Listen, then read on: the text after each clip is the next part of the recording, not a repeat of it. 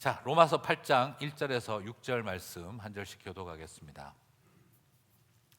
그러므로 이제 그리스도 예수 안에 있는 자에게는 결코 정죄함이 없나니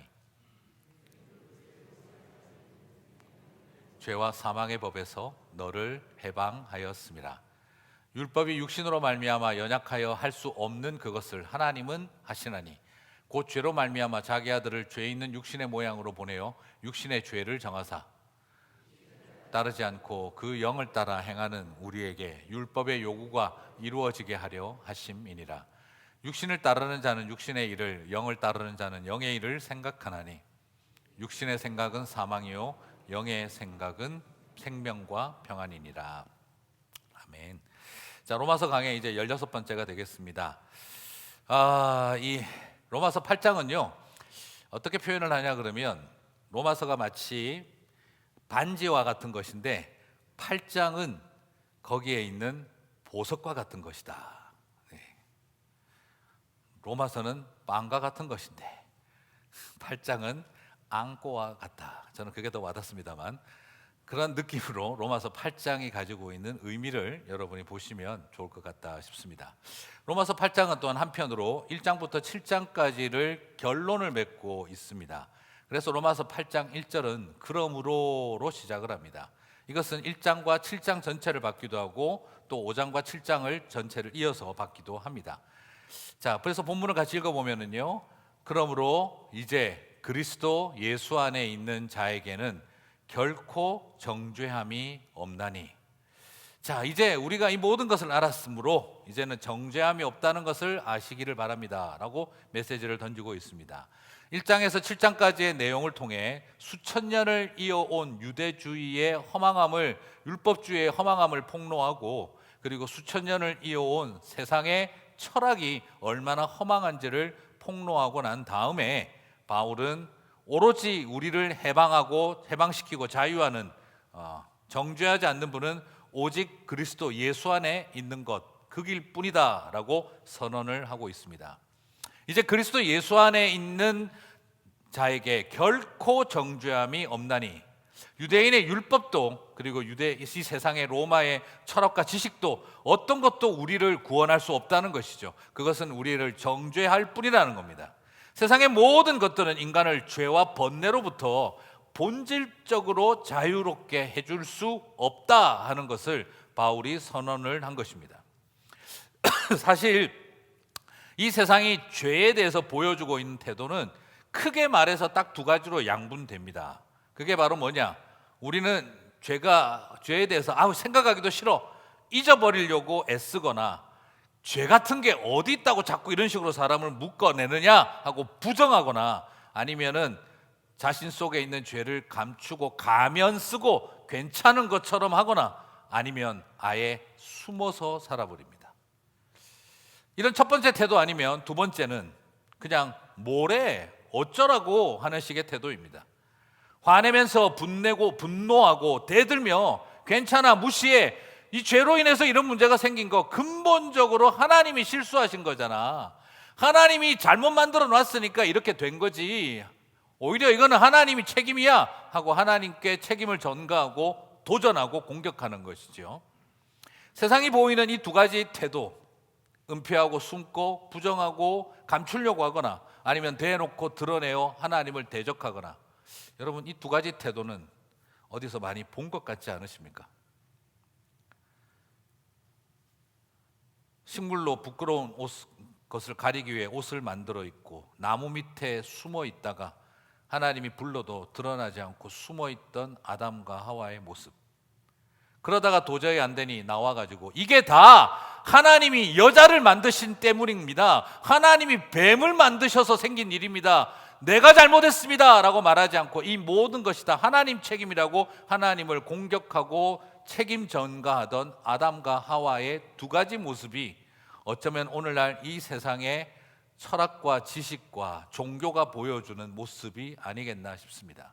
그래서 죄 같은 거 없어, 나는 죄인 아니야 숨기든지 부정하든지, 아니면 하나님이 죄에 대해서 책임지셔야죠 하고 대들든지, 그들은 죄로부터 자유로운 것이 아니라 그러면 그럴수록 우리가 아담과 하와의 원죄를 갖고 있음을 더욱 증명할 뿐이구나 하는 걸 발견하게 됩니다. 죄를 부정을 하든 하나님에게 죄를 책임을 묻고 대들든 그것은 우리 스스로 우리는 아담과 하와의 원죄를 갖고 있음을 증명한다는 것이죠. 그러므로 오늘 저는 부탁드리고 싶습니다. 이 세상에 어떤 것들을 가지고 인간이 가지고 있는 죄와 번뇌의 문제를 해결할 수 있다라고 생각할 수 없다는 것입니다. 그 오로지 중요한 것은 그리스도 예수 안에 있을 때 우리는 결코 정죄함을 받을 수 없고 해방되어진다라는 것을 보여주고 있습니다. 그렇다면 그리스도 예수 안에 있는다는 말은 무슨 말일까요? 예수 그리스도 안에 있다. 어떻게 안에 있다라고 표현할 수 있을까요? 이건 뭘 뜻하는 걸까? 그것은 우리가 영어로 in이라고 하잖아요. in Jesus Christ라고 할 때 in이라고 하는 것은 헬라어에서 쓰고 있는 이 and이라는 것인데 그것은 말 그대로 뭐뭐들 중에 가운데 뭐 이런 뜻으로도 보통 많이 쓰는데 사람과의 관계성 속에서 in을 사용할 때 그때는 의미가 그냥 단순한 장소적 개념이 아닙니다. 너무 어렵게 설명하지 말고 쉽게 설명하면 너 안에 나 있다. 뭐 이거 느낌 아시죠? 예, 내 안에 너 있다. 이게 장소적 공간적 개념이라고 할 수가 없죠. 무슨 뜻이죠? 너 안에 나 있고 내 안에 너 있다. 그런 경험이 없으시군요. 네. 그게 무슨 뜻입니까? 인테그레이션이라는 거죠. 우리는 하나 되었다라는 거예요. 분리되지 않는다. 그래서 in Christ Jesus라고 하는 말은 그리스도 예수와 일치를 이룬 사람, 그리스도 예수와 인격적 통합, 인테그레이션이 일어난 사람이라고 말한다는 겁니다. 그래서 그리스도 예수 안에 있는 사람이라는 말은 예수님과 말 그대로 약간 좀 간지러운 드라마 대사처럼 내 안에 그리스도께서 계시고 내가 그리스도 안에 있다는 말은 인격적인 인테그레이션이 일어난 것과 같은 그런 상태에 있다라는 겁니다. 그러므로 다시 말씀드려서 내가 예수를 믿는다는 말은 내 마음과 생각의 한 부분에 예수님을 동의한다는 수준의 이야기가 아니라 내가 곧 작은 예수가 된다는 말과 같은 말입니다. 나랑 예수님이랑 그냥 하나의 모습. 그래서 성경은 우리를 신랑과 신부의 관계로 예수님과의 관계를 설명하는 겁니다. 둘이 하나가 될지니라. 둘인데 하나가 되어진 관계. 이게 in Christ Jesus라는 개념이라는 거죠. 여러분, 예수를 믿는다는 건 바로 내가 예수님과 결혼하는 것을 말하는 것이고 하나가 되는 것을 말하는 것이고 인격적인 통합이 일어나는 그런 의미를 말하는 겁니다. 그래서 예수 믿는다는 것은 이처럼 황송한 일이 되는 것입니다. 말도 안 되죠. 우주 만물이 모시기에도 버거운 분이고 성전 안에 모시기에도 버거운 분입니다. 그런데 그런 분이 나 같은 누추한 인생을 당신으로 꽉 채우겠다는 겁니다. 이런 엄청난 일이 예수 믿으면 일어난다는 거예요. 내 안에 예수로 가득 차게 만들어 주신다는 겁니다. 내가 그리스도 안에 꽉 찬 존재가 된다는 겁니다. 이것이 하나님이 우리에게 주시는 은혜인 거죠. 사랑하는 성도 여러분, 말 그대로 내 안에 하늘을 담아주시고 그리고 내가 하늘로 가득한 인생이 되게 만들어 주신다. 이게 그리스도 예수 안에 있는 자가 된다는 말의 의미라는 겁니다. 그런데 이게 어떻게 가능합니까? 이게 어떻게 가능할 수 있어요? 내가 뭐 예수님하고 노력한다고 애쓴다고 되는 문제가 아닙니다. 로마서 8장 2절은 그게 어떻게 가능한지 이는 하며 이유를 밝히고 있습니다. 같이 읽어보겠습니다. 이는 그리스도 예수 안에 있는 생명의 성령의 법이 죄와 사망의 법에서 너를 해방하였음이라. 사실 원어적인 의미는 너라고 보는 것이 아니라 나를이라고 해야 됩니다. 바울의 계속되는 고백이죠. 자, 그러면 이것이 무엇으로 가능하냐? 예수 안에 있는 생명의 성령의 법이. 자, 여기에서 성령님이 하시는 일이 이게 참 독특한데요. 여기서 한번 제가 지난번에 말했던 이 법의 개념을 다시 한번 정리해야 되겠습니다. 자, 로마서에 나오는 법이라는 단어는 뜻이 어떻게 있다고요? 첫 번째, 기본적으로 율법. 그다음에 두 번째는 세상법, 관습법, 로마식의 관례법. 세 번째 법은 원리, 원칙. 한 가지 뜻이 더 있습니다. 오늘 그걸 설명해 드리겠는데요. 보통 이 노모스라고 하는 헬라어가 쓰이는 것은 문맥에 따라서는 이것은 법적 권리라는 뜻으로 쓰입니다. 이게 법이라는 단어인데 법적 권리를 뜻해요. 공권력이 되기도 하고 일반적으로는 권세라고 번역하는 것이 무방합니다. 그러므로 오늘 여기에 사용되어 있는 이 표현은 이겁니다. 그리스도 예수 안에 있는 생명을 주는 성령의 법, 성령의 권세가 죄와 사망의 권세에서 너를 해방하였기 때문이다. 이건 지금 법률적 싸움과 논쟁이 벌어졌다는 말이 아니라 권세로부터 그 권세가 너희를 자유롭게 했다라는 뜻으로 보시면 된다는 겁니다. 자, 성령님이 하시는 일은 바로 뭐냐? 우리를 죄와 사망에 노예되어진 그 권세 아래에 있던 우리를 해방시킨다라는 것입니다.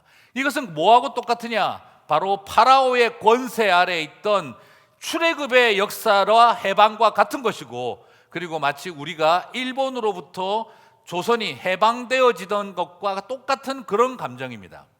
여기서 중요한 것은요, 성령님이 하시는 일이 뭔지를 제대로 알아야 한다는 거예요.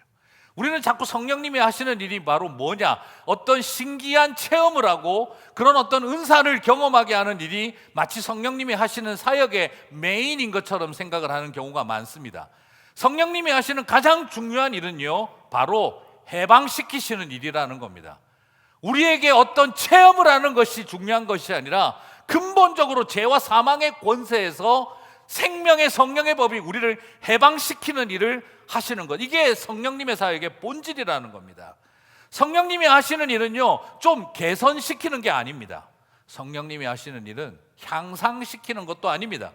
성령님이 하시는 일은 업그레이드 시켜주는 것도 아닙니다. 성령님이 하시는 일은요, 죽고 싶은 사람을, 서름의 바다에 빠져 있는 사람을 조롱과 비난에서 나 같은 것이 뭘 할 수 있겠는가 하는 절망과 낙심의 그 구렁텅이에서 저와 여러분을 해방시키신다는 것입니다. 해방의 은혜를 주시는 것이 생명의 성령의 권세라는 겁니다. 여러분, 이 해방의 기쁨이라는 게 뭔지 혹시 아십니까? 1945년도에 계셨던 분이라면 어떻게 하실는지 모르겠습니다. 이 해방의 기쁨이라는 게 뭘까? 어떤 분들은 모르겠어요. 아내가 사흘 동안 여행 간단다, 그 말을 들으면 해방의 기쁨을, 혹은 남편이 일주일 동안 출장 간단다, 아내가 해방의 기쁨을, 아이고 징그럽던 아들내미 딸내미가 결혼해서 독립한단다, 해방의 기쁨을. 근데 좀 있으니 애 데리고 다시 나타났다, 오마이 하는 그런 상황인 걸까요? 이 해방의 기쁨을 우리가 어떻게 이해할 수 있을까요? 저는 이 해방을 어떻게 이해하면 좋을까 생각을 하다가 제가 예전에 봤던 영상 하나가 생각이 났습니다. 평생 축사에 묶여 살던 소 한 마리가 한 남성을 통해 자유를 얻게 되자 보이는 반응이었는데요, 참 많은 생각을 하게 했습니다. 한번 그 영상 한번 보실까요?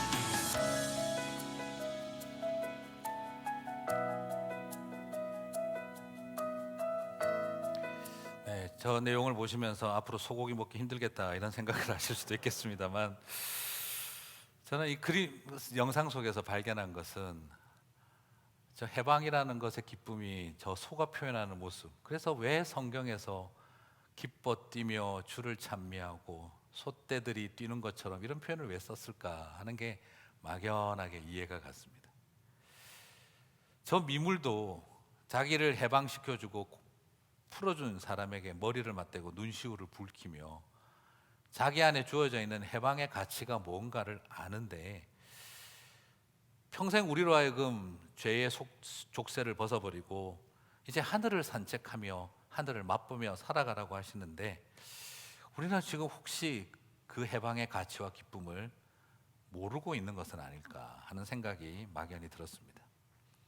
누가 하십니까?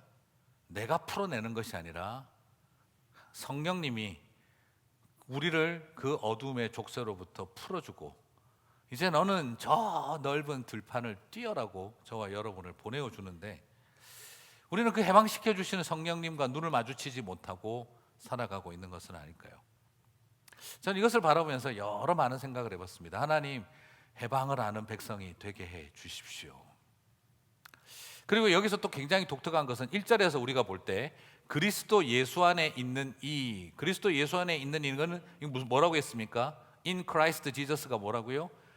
그리스도와 인격적으로 통합되어진 자라는 뜻이죠. 근데 요거랑 똑같은 표현이 2절에서 또 쓰입니다. 그리스도 예수 안에 있는 생명의 성령의 법이 권세가. 그럼 그리스도 예수와 인격적으로 일치되고 통합되는 누굽니까? 성령님이죠. 지금 로마서 1장 2절은 그리스도 예수와 성령 하나님이 인격적으로 통합되고 일치되는 존재라는 걸 삼위일체론적으로 설명을 하고 있습니다. 그리고 이것은 그걸로 끝나지 않습니다. 3절에서 이 똑같은 일을 하나님 아버지가 하신 것으로 또 이어가고 있습니다. 로마서 8장 3절입니다. 율법이 육신으로 말미암아 연약하여 할 수 없는 그것을 하나님은 하시나니. 자, 하나님인데 하나님 어떤 하나님이신가요? 곧 죄로 말미암아 자기 아들을 죄 있는 육신의 모양으로 보내어 육신의 죄를 정하사 깨끗하게 하사. 지금 하나님은 아들을 보내신 분, 이 하나님은 누굽니까? 아버지 하나님이죠. 그래서 이 일을 통해서 지금 로마서 8장 1절, 2절, 3절은 성삼위 하나님의 위격이 드러나고 그분이 한 하나님으로 동일한 사역을 하고 계신 것을 저와 여러분에게 보여주고 있습니다. 우리를 정죄하지 않는다는 겁니다. 우리를 해방시키신다는 겁니다. 그리고 아들을 보내어 우리를 깨끗하게 하신다는 겁니다. 하나님은 지금 우리를 살리기 위해 아버지는 깨끗하게 하시고 아들은 우리를 정죄하지 않으시고 성령님은 해방시키시면서 우리를 구원하는 일에 한 하나님이 되고 계신다 하는 것을 지금 로마서는 8장 1절, 2절, 3절을 통해 삼위일체 하나님의 구원 사역을 저와 여러분에게 보여주고 있는 겁니다. 여러분, 삼위일체는요, 하나님이 천국에서 걸어 다니시는 걸 천사들이 관찰하고 써놓은 것이 아닙니다. 삼위일체는 하늘 보좌 위에 성부, 성자, 성령 하나님이 어떻게 계시는지를 묘사한 그것이 아닙니다. 이 삼위일체 이야기는요, 저와 여러분을 살리는 이 땅에서 하나님이 자기 자신을 완전히 던지셔서 총력전을 쓰신 결과 드러나고 계시된 지식이라는 걸 보여주고 있습니다. 신비주의 속에 삼위일체 지식을 가두어 놓은 것이 아니라 내 새끼 살리기 위해 온몸을 던져버린 하나님으로 인하여 드러나고 계시되고 보여지게 된 것이 삼위일체라는 것입니다. 사랑하는 성도 여러분, 물에 떠내려가는 내 새끼 살리기 위해, 죄의 강에 떠내려가는 내 새끼 살리기 위해 저 하늘 꼭대기에서 온몸을 던져 번지 점프 해버리신 하나님의 이야기라는 겁니다. 그래서 우리를 끌어안고 보니 아버지가 계시고 아들이 계시고 성령님이 해방시키셨는데 한 하나님이신 것을 알겠구나 고백한다는 겁니다. 삼위일체는 신학교 교수들이 책상머리에 앉아 볼펜 돌려가며 연구해낸 것이 아니라 시장에서 좌판 놓고 깻잎을 팔든 미나리를 팔든 나를 살리시는 아버지, 나를 위해 죽으시는 예수님, 나를 해방시키시는 성령님, 한 분 하나님을 찬양합니다. 누구에게나 고백할 수 있는 지식으로 우리에게 다가와 있다는 겁니다. 이것이 얼마나 놀랍습니까? 예수님이 내 안에서 꽉 차는 것도 부담스러운데 지금 뭐라고 이야기를 하고 있는 거죠? 나 살리려고 성삼위 하나님의 위격이 드러나고 성삼위 하나님이 한 분 하나님이신 것이 다 드러나 버렸다는 겁니다. 저와 여러분이 어떤 존재입니까? 여러분은 어떤 존재입니까? 하나님이 살리려고 모든 것을 던져버리고 노출시켜버린 그런 존재라는 겁니다. 마치 뭐라고 해야 될까요? 밥 공기에 밥을 꾹꾹 눌러 담아서 자식에게 주는 사랑, 어머니의 사랑처럼 지금 하나님은 우리라고 하는 밥 공기 같은 인생들에게 하나님은 성부, 성자, 성령 하나님이 꾹꾹꾹 담겨 있는 것처럼 온 세상 만물이 감당하지 못할 하나님이 지금 저와 여러분 안에 꾹꾹 담겨 계신다라는 것입니다. 이게 가능해? 이게 어떻게 가능해? 생각이 들 정도로 저와 여러분은 그런 존재로 하나님이 채우셨다는 겁니다. 그러면 여러분, 육신을 따라 살 수 있으시겠습니까? 그러면 육신의 생각에 사로잡혀 살 수 있겠습니까? 그래서 행위냐, 착하게 살아야 되느냐, 뭐 이런 유치한 논쟁을 할 수가 있겠습니까?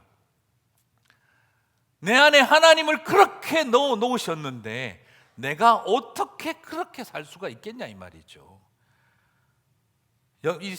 참 안타까운 건 그렇게 하나님이 살려놨는데 애굽을 그리워하는 이스라엘처럼 해방되고도 여전히 일제압차비로 5.18로 살아가고 있는 듯한 그런 모습은 아니냐 이 말이에요.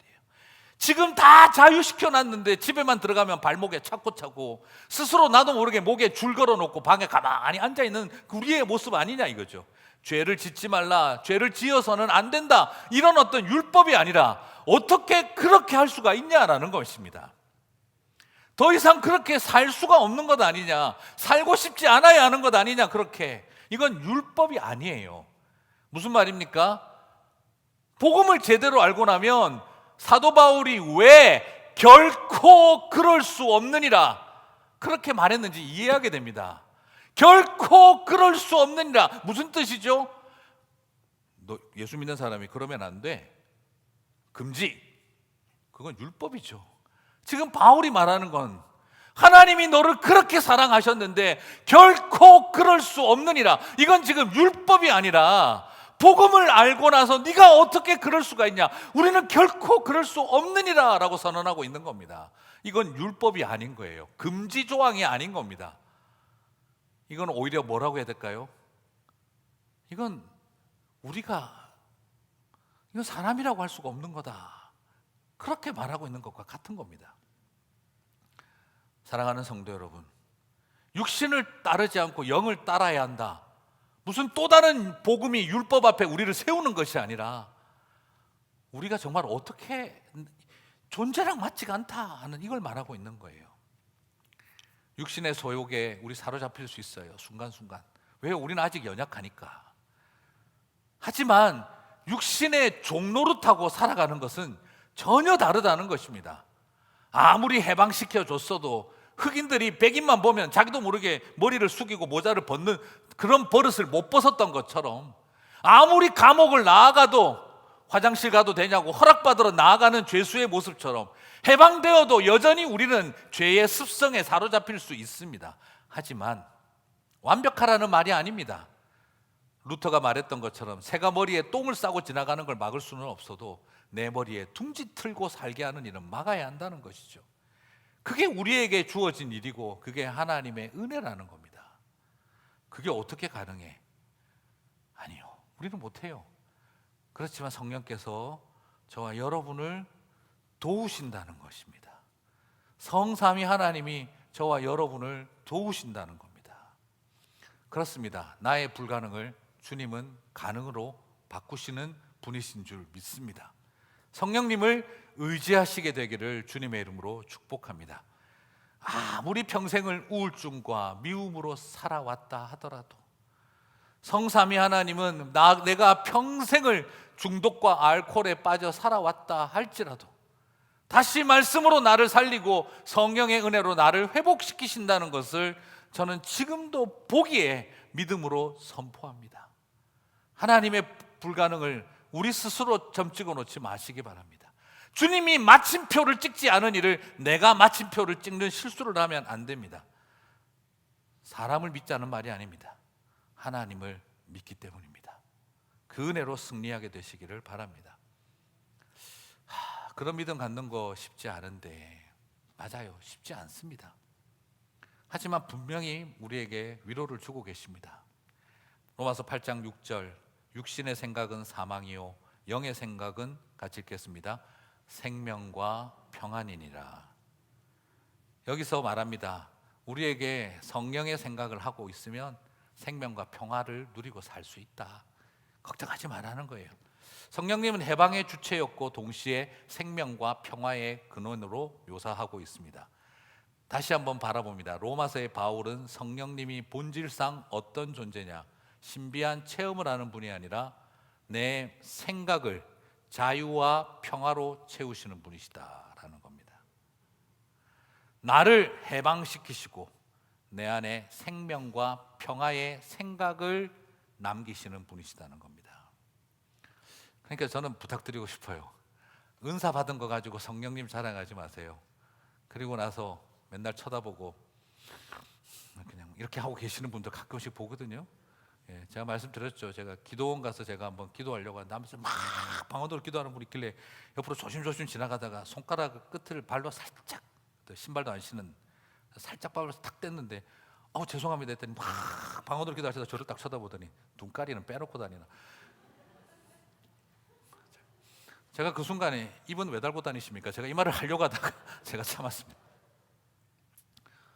그렇게 기도를 하시를 말든지, 그게 성령의 생각이 없는 상태입니다. 성령의 생각은 생명과 평화입니다. 그러면 육신에 속한 생각, 이게 도대체 뭘 말하는 걸까요? 육신에 속한 생각, 육신의 생각은 사망이라 그랬는데, 근데 육신의 생각은 도대체 뭐냐? 육신의 생각이 뭐냐? 여러분, 육신의 생각이라니까 뭘 것 같으세요? 그건 분명히 음탕한 생각. 육신의 생각은 돈에 대한, 성공에 대한 욕망의 생각. 육신의 생각은 불신자들이 갖는 악한 생각이다. 근데 여러분, 육신의 생각은 과연 불신자들의 음탕하고 탐욕스러운 생각을 말하는 걸까요? 악한 생각을 말하는 걸까요? 아닙니다. 로마서 8장 4절을 봅니다. 육신을 따르지 않고 그 영을 따라 행하는 우리에게 율법의 요구가 이루어지게 하려 하심이니라. 지금 육신을 따라 사는 삶을 뭐하고 중심으로 설명을 하고 있습니까? 율법주의적 태도로 설명하고 있습니다. 그렇다고 한다면 육신의 생각이라는 것은 뭐죠? 세속적이고 탐욕스럽고 음탕하고 악한 생각이 아니라, 육신의 생각은 율법을 지켜 내가 한다, 나의 경건함과 나의 의로움으로 내가 한다는 생각, 우리가 경건하게 살 수 있다는 생각이, 그게 뭐라는 거죠? 육신의 생각입니다. 지금 이것은 불신자들과 기독교인들을 비교하고 있는 말이 아니라, 우리의 마음속에 예수님을 믿고도 여전히 율법주의적 생각, 내가 한다, 내가 착하게 산다, 내가 남들하고 다르다 하는 이런 식의 생각이 오히려 육신의 생각이라고 지금 사도 바울은 말하고 있는 것입니다. 그러니까 내가 하려고 하니 불안한 거예요. 내가 하려니 힘든 거예요. 내가 하려고 하니 그러니까 스스로가 고통스러운 거예요. 그러니까 이게 뭡니까? 사망의 생각이다 이 말입니다. 그렇다면 성령에 속한 생각은 무엇입니까? 심플하게 정리할 수 있습니다. 내가 한다가 아니라 성삼위 하나님이 하신다. 이것이 성령님의 생각인 것입니다. 성령님의 생각, 하나님이 하신다. 내가 하는 게 아니라 주님이 하신다. 그 고백으로 나아가니까 우리의 마음에 뭐가 넘칠 수밖에 없는 거죠? 생명과 평화가 넘치는 겁니다. 사랑하는 성도 여러분, 생명과 평화로 가득하니 힘들어도 생명과 평화를 소중하게 여기고 가는 것이죠. 자, 여러분, 이게 굉장히 중요한 겁니다. 우리는 맞아요, 바로 잡아야 하고 바로 세워야 하고 건설해야 하는 일을 하는 겁니다. 분명히 해나가야 합니다. 그걸 하지 말라는 말 절대 아니에요. 오해하시면 안 돼요. 이 말은 그냥 뭐 그냥 좋은 게 좋은 거고 그냥 두리뭉실 숭두리당당 막 이렇게 살아가면 된다, 이걸 말하는 게 아니에요. 예. 그러나 중요한 건 바로 뭡니까? 우리 안에 살리는 생각을 하느냐, 죽이는 생각을 하느냐. 그죠? 우리 안에 이 모든 것이 평화를 위한 것이냐, 분쟁을 위한 것이냐를 잘 생각을 해야 돼요. 여러분, 이 마음에 참 무섭습니다, 이게. 마음에. 그래서 가끔씩 저도 많이 느껴요. 느끼는 게 그냥, 아유, 하나님, 그냥 여전히 제가 그 마음이 있습니다. 화가 나면 어떻게 살릴까 생각을 안 하고 저걸 어떻게 한번 죽여봐, 이런 생각이 사람 머릿속에 먼저 들어오는 거예요. 이게 성령의 생각입니까? 육신의 생각입니까? 네가 나를 괴롭혀? 어떻게? 이런 생각부터 먼저 들어오는 건 이게 사람의 마음속에 무서운 육신의 생각이에요. 이건 불신자의 생각이 아니에요. 우리 누구나 빠질 수 있는 함정입니다. 지금 오늘 우리에게 그걸 말하고 있는 겁니다. 내 마음에 평화를 추구하고 있는가?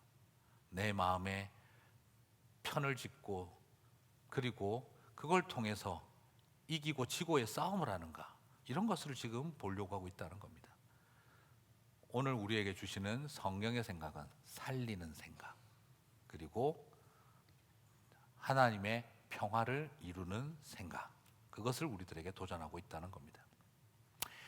자, 그렇기 때문에 저는 부탁드리고 싶어요. 긍정적 사고하자, 아무 문제 없이 그냥 대충 넘어가라, 이런 말이 아니라 어떤 상황에서도 우리가 성령으로 충만하여 우리의 마음과 생각이 사로잡힐 때 그것이 성령의 생각으로 풍성한 삶이라는 겁니다.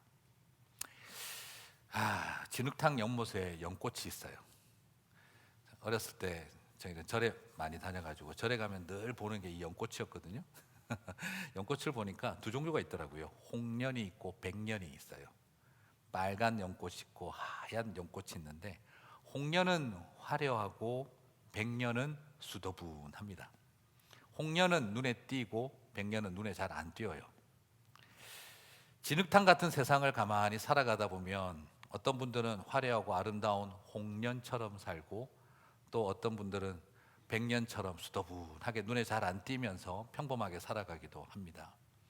여러분, 홍련이 더 중요할까요? 백년이 더 중요할까요? 그냥 막연하게 쳐다보면 홍련은 이뻐 보이고 백년은 순수해 보입니다. 홍련은 화려해 보이고 백년은 순수해 보입니다. 홍련은 튀어 보이고 그리고 백년은 겸손해 보입니다. 저는 그걸 바라보면서 처음에 그랬습니다. 홍련을 좋아할까, 백년을 좋아할까? 나는 홍련 같은 인생이 되면 좋을까, 백년 같은 인생이 되면 좋을까? 그런데 그 순간 가만히 깨달았어요. 홍련이 중요하냐, 백년이 중요하냐? 아무 차이가 없다 하는 거예요. 만약 나는 저렇게 하얀 수더분한 거 싫어, 홍련처럼 화려하고 이쁜 게 좋아, 그래서 나는 홍련이 더 좋아.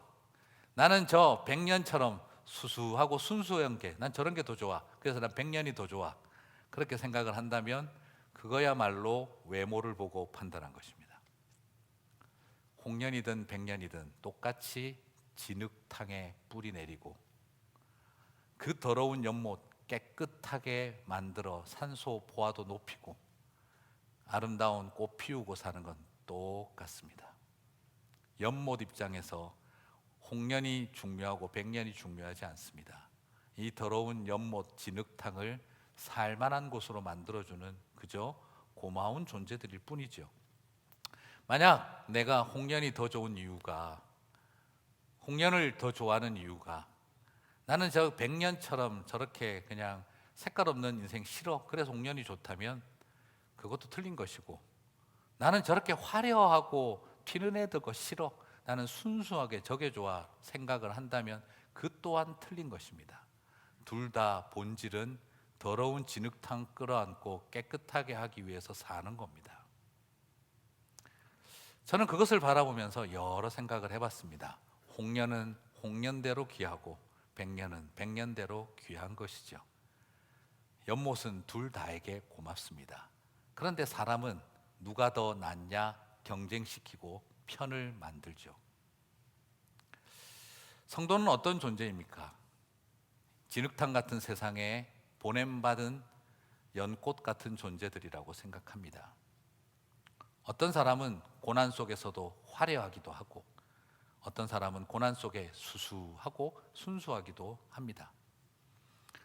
어떻든 간에 우리는 이 세상에 그렇게 우리를 보내신 하나님의 부르심에 따라 그렇게 살아가는 거죠.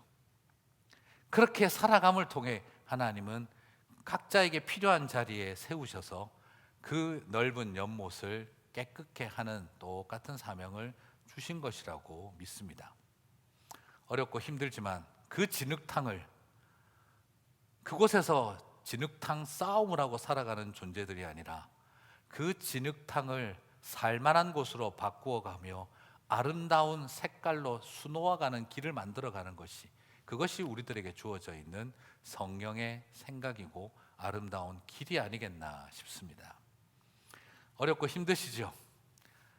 정호성 씨 칼럼에 이런 글이 있습니다. 새들은 바람이 가장 강하게 부는 날 집을 짓는다. 바람이 강하게 부는 날 집을 지어야 태풍도 이길 튼튼한 집을 지을 수 있기 때문이다라는 거죠. 그렇게 지어진 집은 태풍의 나무 가지가 꺾일 때에도 새 집은 결코 부서지지 않는다라고 합니다. 성도 여러분, 왜 나는 이렇게 힘들고 어려운 바람 부는 날 입에 나뭇가지 물고 날아가서 집을 지어야 하나 생각하지 마시고, 그래, 튼튼한 집을 짓기 위해서 가는 길이다, 우리 그렇게 여겼으면 좋겠습니다. 바람이 불지 않는 날 지은 집은 약한 바람에도 무너지겠지요. 그러나 강한 바람이 불 때 지었던 그 집은 태풍도 이깁니다. 우리가 이 땅에서 육신의 소욕을 이기고 하나님의 백성답게 사는 일은 결코 녹록치 않습니다. 우리 인생에 바람 불지 않는 날만 살아간다는 건 불가능합니다. 오히려 바람 부는 날 집을 짓는 새들처럼 고난과 어려움의 때에 더 하나님의 영적 유업을 바라보고 하나님이 하신다, 나와 함께 하신다는 소망을 안고 나아가는 저와 여러분 되셨으면 좋겠습니다. 진흙탕에서 연꽃이 피어오르듯 강한 바람 속에 태풍을 이기는 집이 지어지듯 주님은 저와 여러분을 이 세상 가운데 그렇게 보내시고 우리를 그렇게 빚어가고 계시는 줄 믿습니다. 이게 어떻게 가능해? 하지 마시기 바랍니다. 주님이 하신다, 그 고백으로 나아가는 저와 여러분 되시기를 주님의 이름으로 축복합니다.